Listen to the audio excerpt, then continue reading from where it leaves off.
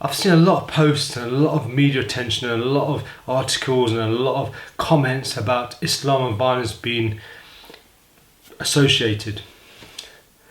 Now, if that was the case, then why hasn't my father, who came here in 1958, committed one act of violence? If Islam and violence is meant to be together, meant to be part of our religion, so why hasn't my dad committed an act of violence against a non-Muslim?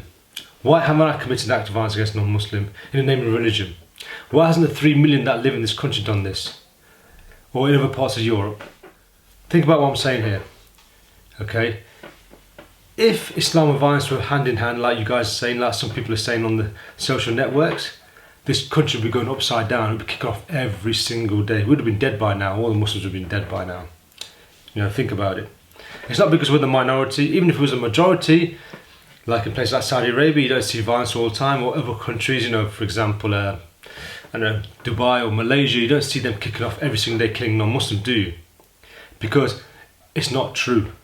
Violence and Islam is not together. The reason why these violent attacks have happened in recent times is because, go back 20 years, did anything like this happen before? And anywhere, like in Europe or in, you know, in Britain, for example, or in America, anything like this happened before with the Muslim community? No.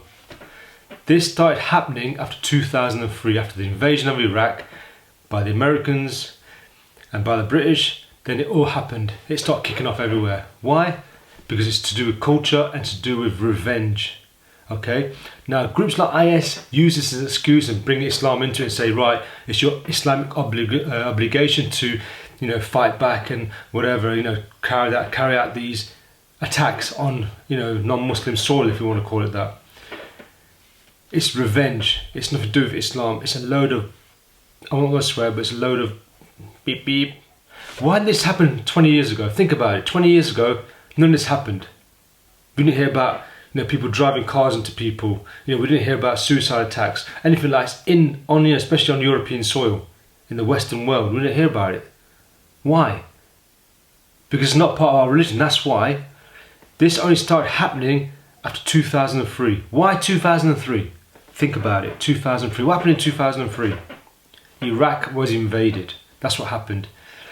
And to be honest with you, in my humble opinion, it all boils down to revenge.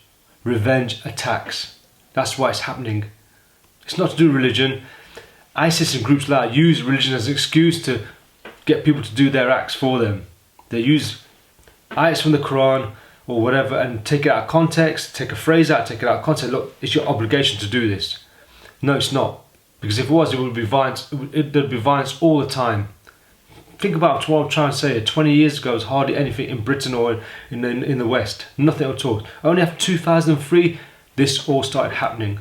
So it's nothing to do with Islam. It's more to do with revenge. Revenge attacks. I know some people are going to start commenting and saying, oh, well, the Quran says this, You're not an expert. I'm not an expert. I've been studying Islam for about 20 odd years now. I'm not even an expert. So guys who think you can read an ayat from the Quran and think, yes, it means this. No, it doesn't, because you're not an expert. Basically, it's like saying this. I've got a car, I drive a car, but I don't know how the mechanics of a car runs.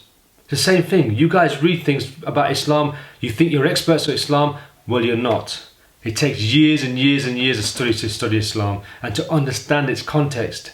You can't just take out phrases and say, oh, it means this, yeah, they're all killers, yeah. No, you got it all wrong. So think before you comment, because at the end of the day, you don't know anything about Islam. You only know little bits about Islam, what the media have taught you. Yeah, exactly. What the media have taught you. So please don't associate Islam with violence, because just because someone says in the newspaper or in the media that, oh, the Quran says this, or someone makes a comment, you don't know anything about Islam. You have little knowledge about Islam. I mean, like myself, I have little knowledge about Islam. But I know it's not a violent religion. Thank you for listening.